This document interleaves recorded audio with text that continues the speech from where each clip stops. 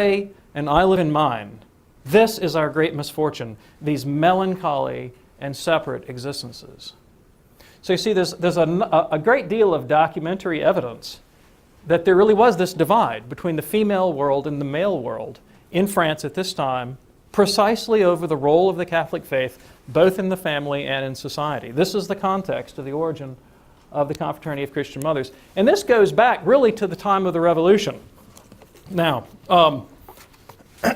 you find that when the Revolution attacked the faith and of course eventually intended to enforce a state-sponsored cult of reason and all this kind of business, that the vast majority of women resisted this. And one cultural historian writes, faced with what was crudely reduced to a stark choice between religion and revolution, half the adult population and the great majority of women rejected the revolution. Just briefly, I don't want to go too much into the history of the French Revolution, but just so you have the background, the earliest stages of the French Revolution were not necessarily deliberately anti or overtly anti-clerical. The very, very earliest stages, I mean. The goal with respect to the church was to correct some obvious abuses like bishops holding more than one diocese, or only nobility being allowed in the bishopric, and there was kind of a pitiful condition of the local pastors and cure. But very, very quickly, those kind of reasonable concerns were put aside, and a much more secular spirit infected the National Assembly. And of course, it came to a head with the civil constitution on the clergy, which mandated a loyalty oath to the new government and to the Constitution, deprived the Pope the right even to veto bishops, let alone to appoint them. And the most radical thing was the fact that clergy had to swear allegiance to this Constitution, which was clearly against the Constitution of the Church. And at first, clergy didn't know what to do. They didn't know if they were allowed to swear or not. Eventually, the Pope came out and said, "No, we're against this. This is contrary to Catholic faith." And so the French Church was split into jurors, those who swore, and non-jurors, those who didn't. And then, of course, the de-Christianization program begins, where they enforce the cult of reason, and non-juring Catholicism is outlawed, and priests who are non-jurors were put to death. And if you harbored a non-juring priest, you were put to death. And then sort of militarily, it came to a head in western France, northern France, in a region called La Vendée, when there was a revolt against the revolutionary government from 1793 to 96. About half the population, by some estimates, were killed by the revolutionary government. And their main rallying point was they wanted to reopen their churches, they wanted to reopen their parishes, and they wanted their priests back. They wanted the non-juring priests. They wanted their faithful priests back, and they were willing to die for it. And that was kind of the highlight, the high point of the anti-Christian persecution of the French Revolution, which didn't end, wasn't resolved, at least legally, until Napoleon. And Voltaire, of course, died before the Revolution, but the spirit that sort of animated the anti-Christian party would be encapsulated by the philosophy of Voltaire, the 18th century philosopher, who wrote, "Christianity is the most ridiculous, absurd, bloody religion that has ever infected the world." And of course, his great motto was, "Crush the infamy, écraser l'infâme." He wanted to wipe it off the face of the earth. So there's Napoleon as emperor. I put the title "A Separate Peace" on this because it was a separation of society. Napoleon temporarily resolved the legal problem in 1801. He signed a concord with the Pope, where the Church had legal status, was recognized for its traditional place in French society, but the government paid the salaries of priests.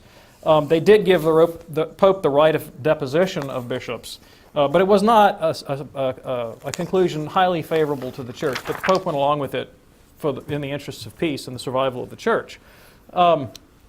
Over the course of the 19th century, I just want to point out the fact that Napoleon settled the legal problem of the Church's existence for 100 years didn't stop the cultural problem. The Revolution had created a cultural divide in France. Religion developed into the single greatest source of national discord in the 19th century. And briefly, we could trace that discord out over the course of the 19th century. France went through a number of different governments. Some were more favorable to the Church, some less favorable to the Church. But the forces of so-called republicanism, free thought, secularism were on the move, and they really reached the heyday in the 1870s, in the period of the Third Republic, when the government really began wholesale de-Christianization again and forced the Catholic influence out of education, out of social policy, culminating in 1905 with the Law of Separation, which formally declared France a secular state. And in effect, at least at the level of policy, the Catholic Church lost the culture war in France.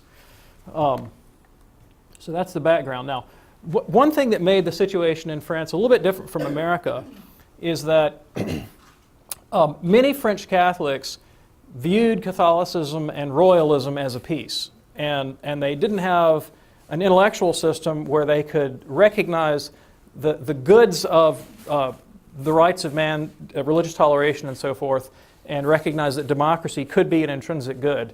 And these are all things that the Second Vatican Council, of course, has recognized. Freedom of religion, democratic government can be a valid form of government, and so on and so forth. At the time in France, there were some hard-right Catholics that tended to view Catholicism in the mold of Joan of Arc being their ideal patron, who, of course, she's famous for having put the Dauphin on the throne and thrown out the English in support of the Catholic king. The Lord wills that the Dauphin be made king and have the kingdom in command, notwithstanding his enemies. He will be made king, and it's I who will conduct him to the coronation. And she sort of stood for royalist Catholicism. And so in the minds of her enemies, let me just see here.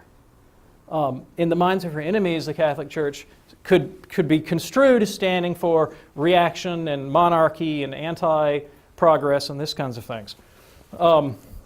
The role of women in the culture war, we've already mentioned this. In the 1870s, the education of girls specifically was a high point in the assault of the government on the church. The education of girls was a particular of the Republicans, who were convinced that women's greater allegiance to organized religion was a source of division in families and a barrier to the spread of the Republican ideal. So the government went wholesale after specifically Catholic women in the field of education to attempt to secularize them. Now, this picture that I pulled off the internet is actually a photograph of the public high school in Lille, where the Confraternity was founded today. So, and the government won. They won that battle. All right, so what did the women of the Confraternity do about this? All right, well, the first thing they did,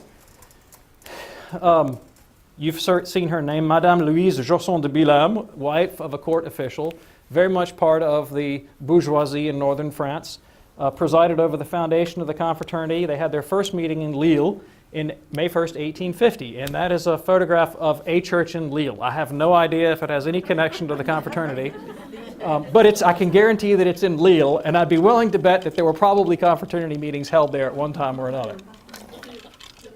All right.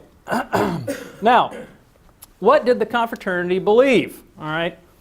What did they believe? Now, I pulled this text from basically what was the 1860 version of Mother Love in France. Probably, I think it was the second edition of their formulary of the Confraternity. The goal of the Arch Confraternity is to multiply the graces for which Christian mothers pray.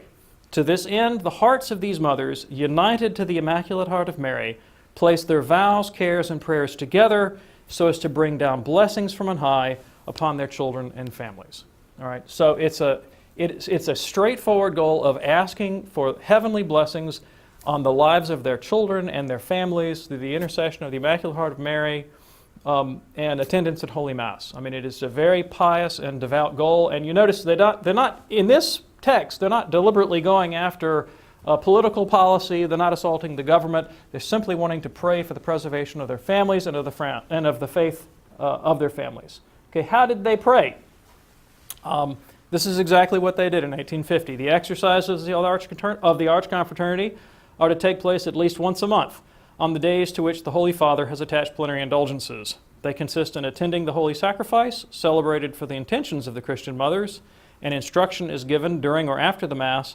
At each of these meetings, they commend their special intentions to public prayer, followed by an Our Father and a Hail Mary.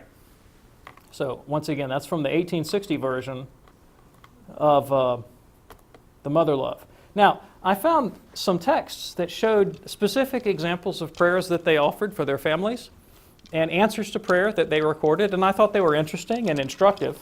So these, again, are from that social history I told you about, pulled right from their earliest archives and meetings minutes of their